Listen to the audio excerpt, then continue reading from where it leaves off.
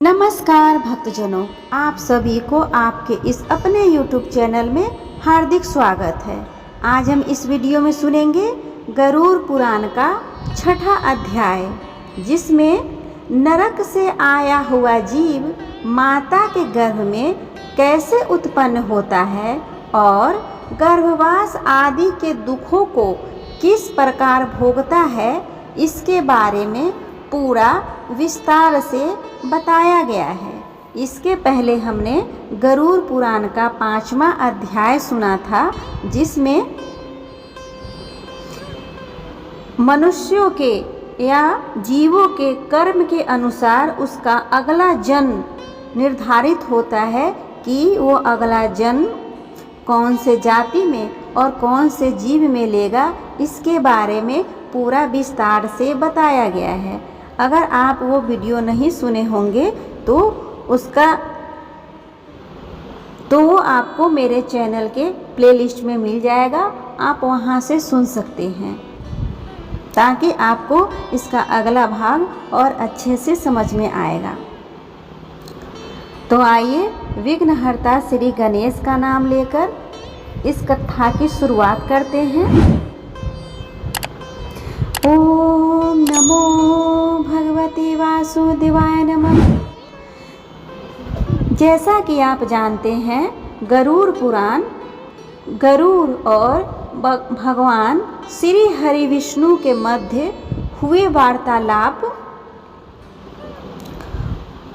के बारे में उनकी कथा है, जिसमें इंसान के जन्म और मरण के बीच के बातों को पूरे विस्तार से बताया गया है।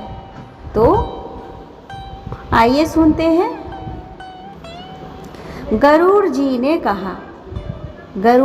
कहा, हे केशव, नरक से आया हुआ जीव माता के गर्भ में कैसे उत्पन्न होता है?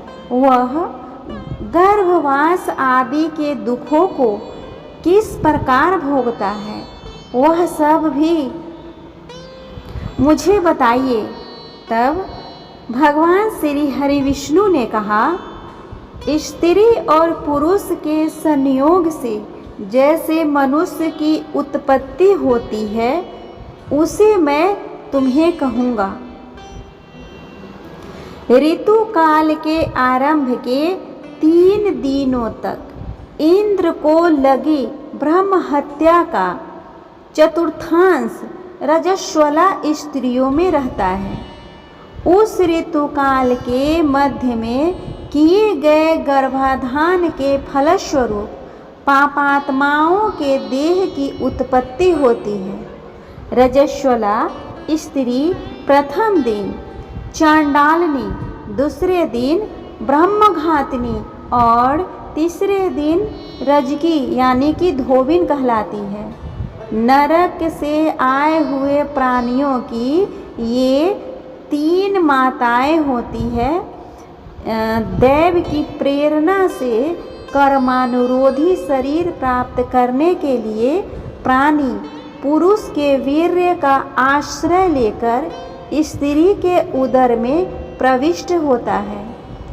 एक रात्रि में वह शुक्राणु कलल के रूप में, 5 रात्रि में बुदबुद के रूप में और 10 दिनों में बेर के समान तथा उसके पश्चात मांसपेशियों से युक्त अंडाकार हो जाता है।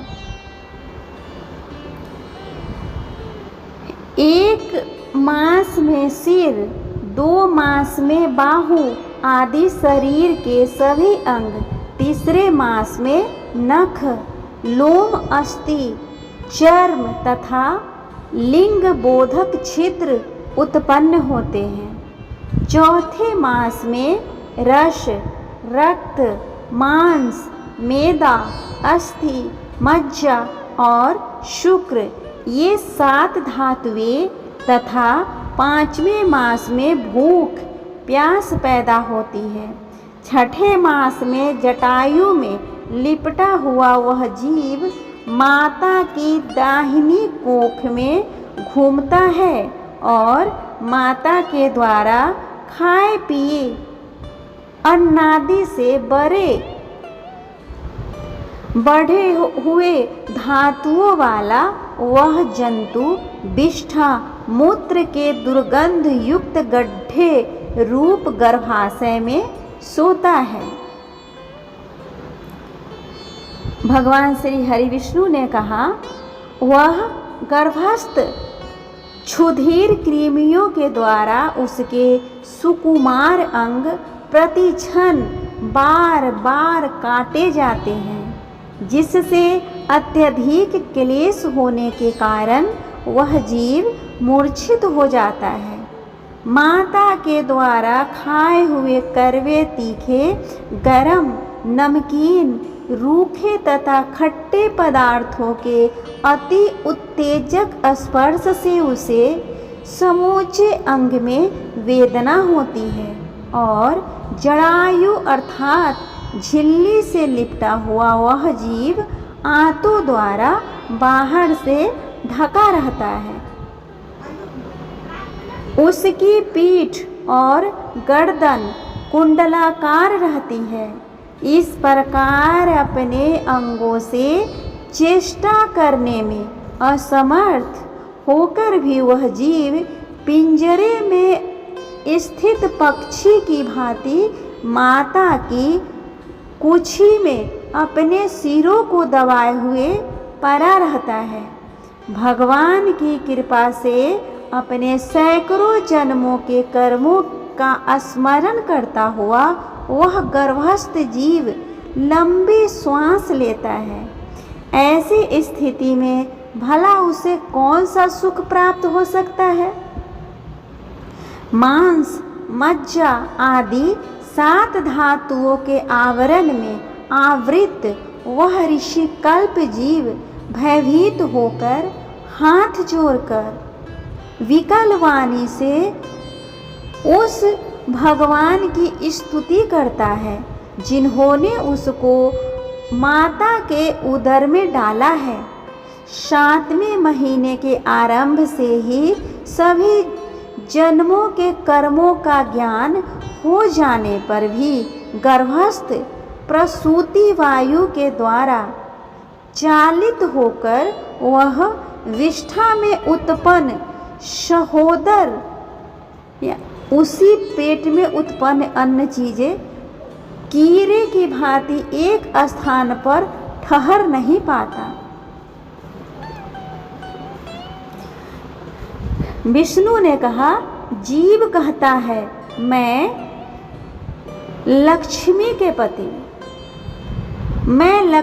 पति, जगत के आधार, अशुभ का नाश करने वाले तथा शरण में आए हुए जीवों के प्रति वात्सल्य रखने वाले भगवान विष्णु की शरण में जाता हूँ। हे नाथ, आपकी माया से मोहित होकर मैं देह में अहं भाव तथा पुत्र और पत्नी आदि में ममत्व भाव के अभिमान से जन्म मरण के चक्कर में फंसा हूँ। मैं अपने परिजनों के उद्देश्य से शुभ और अशुभ कर्म किए, किंतु अब मैं उन कर्मों के कारण अकेला जल रहा हूँ। उन कर्मों के फल भोगने वाले पुत्र कलत्रादि अलग हो गए। यदि इस गर्भ से निकलकर मैं बाहर आऊं तो फिर आपके चरणों का स्मरण करूंगा और ऐसा उपाय करूंगा जिससे मुक्ति प्राप्त कर लूँगा। फिर विष्ठा और मूत्र के कुएं में गिरा हुआ जठराग्नि से जलता हुआ एवं यहाँ से बाहर निकलने की इच्छा करता हुआ मैं कब बाहर निकल पाऊँगा? जिस दीन दयाल परमात्मा ने मुझे इस प्रकार का विशेष ज्ञान दिया है, मैं उन्हीं की शरण ग्रहण करता हूँ, जिससे मुझे पुनः संसार के चक्कर में न आना पड़े, अथवा मैं माता के गर्भस्थ से कभी भी बाहर जाने की इच्छा नहीं करता, क्योंकि बाहर जाने पर पाप कर्मों से पुनः मेरी दुर्गति हो जाएगी। इसीलिए यहाँ बहुत दुख की स्थिति में रहकर भी मैं खेद रहित होकर आपके चरणों का आश्रय लेकर संसार से अपना उद्धार कर लूँगा। इस तरह भगवान विष्णु ने बताया कि उदर में पड़ा हुआ बच्चा भगवान से अनुरोध करता है। फिर केशव बोले, इस प्रकार की बुद्धि वाले एवं स्तुति करते हुए 10 मास के ऋषि कल्प उस जीव को प्रसूति वायु प्रसव के लिए तुरंत नीचे की ओर ढकेला जाता है। प्रसूति मार्ग के द्वारा नीचे सिर करके सहसा गिराया गया वह आतुर जीव अत्यंत कठिनाई से बाहर निकलता है और उस समय वह श्वास नहीं ले पाता है तथा उसकी स्मृति भी नष्ट हो जाती है। पृथ्वी पर विष्ठा और मूत्र के बीच गिरा हुआ वह जीव मल में उत्पन्न कीड़े की भांति चेष्टा करता है और विपरीत गति प्राप्त करके ज्ञान नष्ट हो जाने के कारण अत्यधिक रुदन करने लगता है। गर्भ में रुग्णावस्था में शमशान भूमि में तथा पुराण के पारायण या श्रवण के समय जैसी बुद्धि होती है वह यदि स्थिर हो जाए तो कौन व्यक्ति सांसारिक बंधन से मुक्त नहीं हो सकता। कर्म भोग के अनंतर जीव जब गर्भ से बाहर आता है तब उसी समय वैष्णवी माया उस पुरुष को मोहित कर देती है। उस समय माया के स्पर्श से वह जीव विवश होकर कुछ बोल नहीं पाता है। प्रच्युत सस्वादी अवस्था में होने वाले दुखों को पराधीन की भांति भोगता है।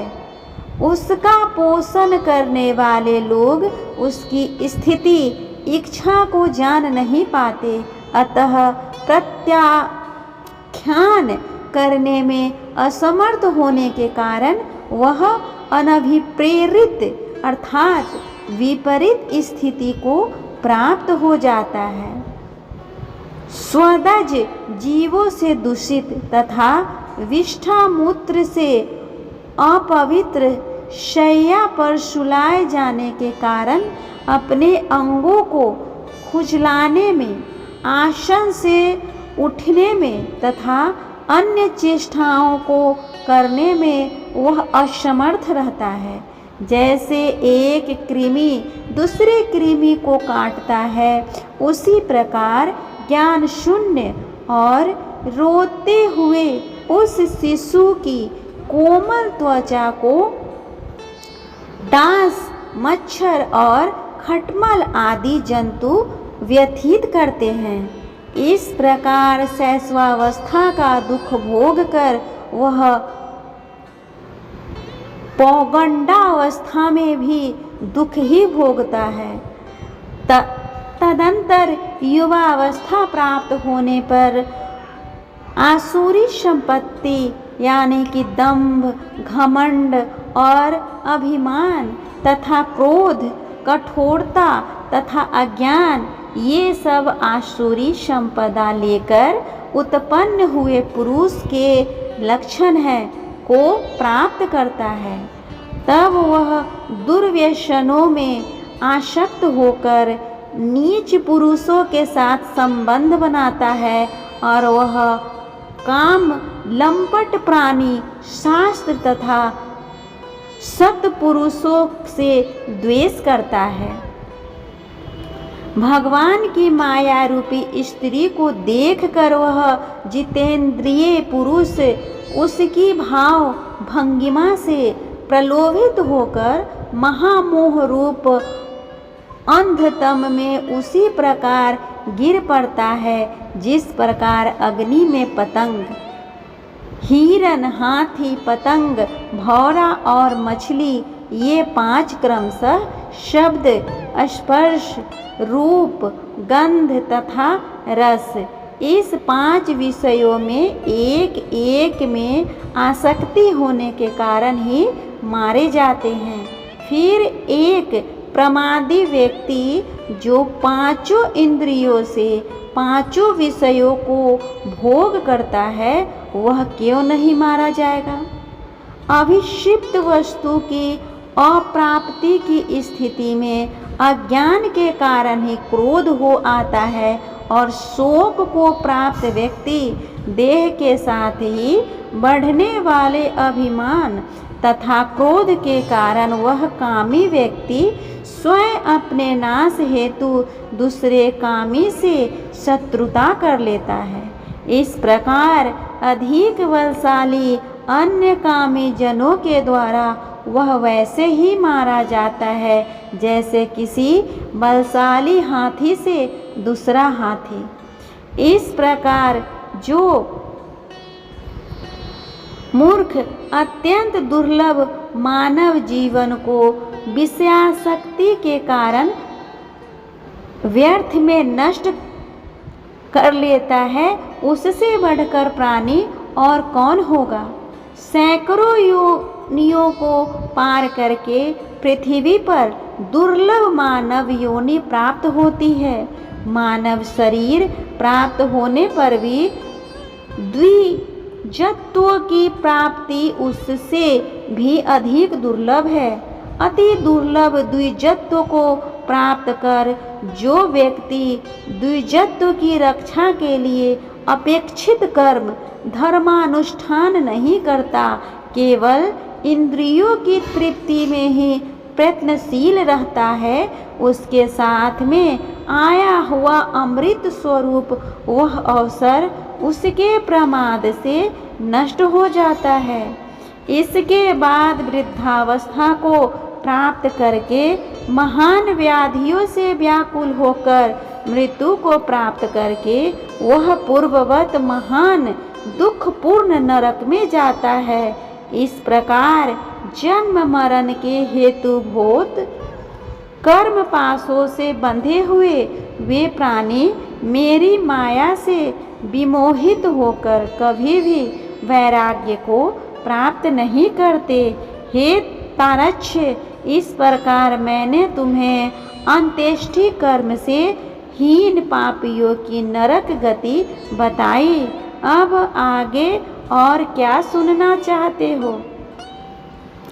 इस प्रकार गरुड़ पुराण के अंतर्गत शापोद्धार में पाप जन्मादि दुख निरूपण नामक 6ठा अध्याय पूर्ण हुआ। उम्मीद करती हूँ आप सभी को यह गरुड़ पुराण का कथा अच्छा लग रहा होगा। अगर अच्छा लगे तो प्लीज़ कमेंट करके बताएं और साथ ही मेरे वीडियो को लाइक और शेयर कर ले और मेरे चैनल को भी सब्सक्राइब कर ले, ताकि जब भी मैं इस कथा पाठ का अगला वीडियो अपलोड करूं उसका नोटिफिकेशन सबसे पहले आपको मिले। तब तक के लिए भगवान श्री हरि विष्णु आप सभी पे अपनी कृपा बनाए रखें। ओम नमो भगवते वासुदेवाय नमः।